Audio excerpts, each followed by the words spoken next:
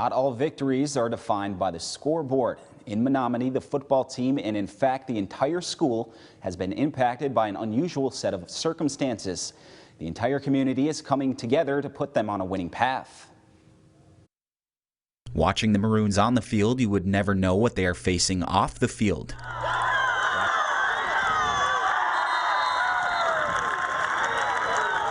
It's an unprecedented situation which is still far from being resolved.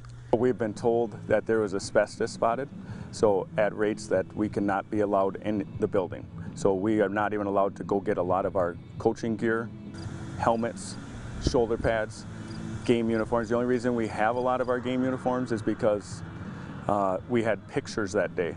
So they wore them home. That was the last day we were allowed in there. So there was a shock initially, but then I think all parties involved just jumped right away to what do we have to do to get things done and how can we patch this together so that we can still put on an experience for our kids that is meaningful and we're not wasting any of their time, especially from our side of things as an athletic department. A week before the kickoff of their season, they were forced to call an audible.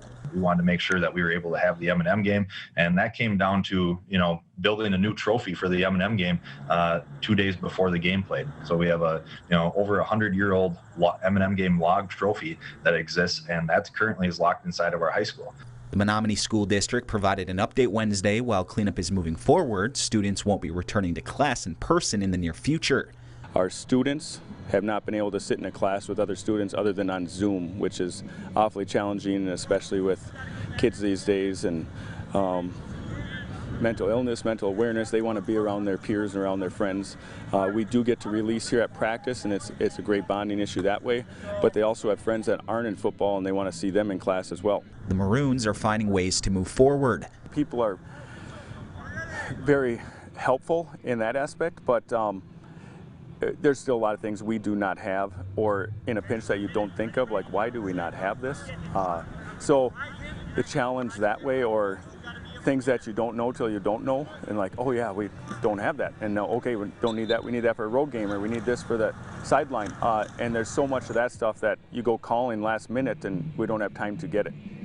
Overcoming these obstacles continues to show that with community support, anything is possible. And we had a lot of vendors and sponsors that stepped up to help us. Nicolay Bank donated water bottles.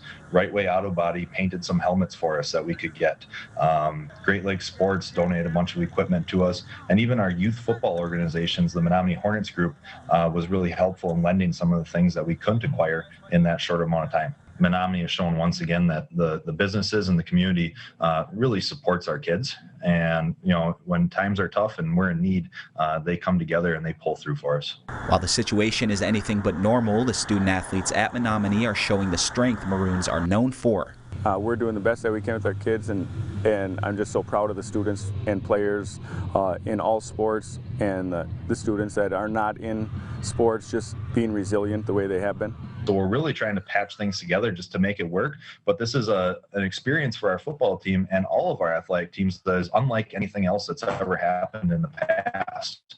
And I really give our coaching staff a lot of credit, our administration at our school district a lot of credit, and our kids probably the most credit for just being really adaptable and trying to make sure that they can get through this the best that they possibly can.